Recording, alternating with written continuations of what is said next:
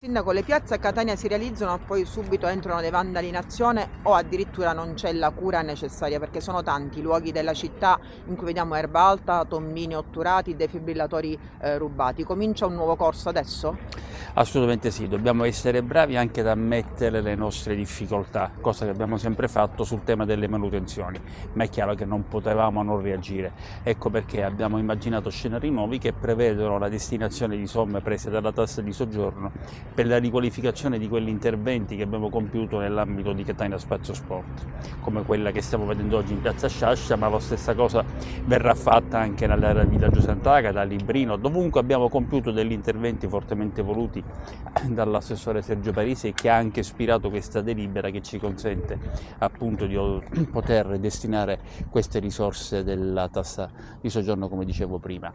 Dobbiamo anche cominciare a riqualificare, non solo, e mettere in sicurezza, prevedendo anche un registro degli interventi sui giochi, proprio perché i nostri bambini devono poter giocare sapendo i genitori che lo fanno in assoluta sicurezza, e diamo anche l'impressione di un intervento riparatorio rispetto a beni che non possono essere lasciati all'incuria o al degrado. Quindi non solo dobbiamo realizzare, ma dobbiamo anche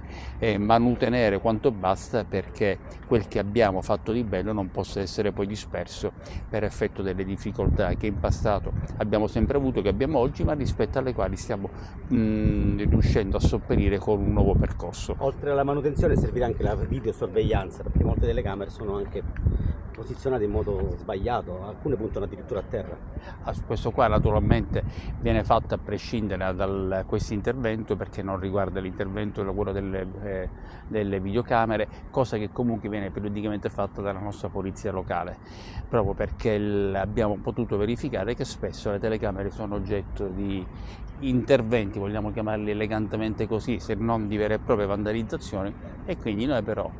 testa bassa e andiamo avanti intervenendo laddove ci sono state delle difficoltà. Sindaco, c'è anche un appello alla collettività.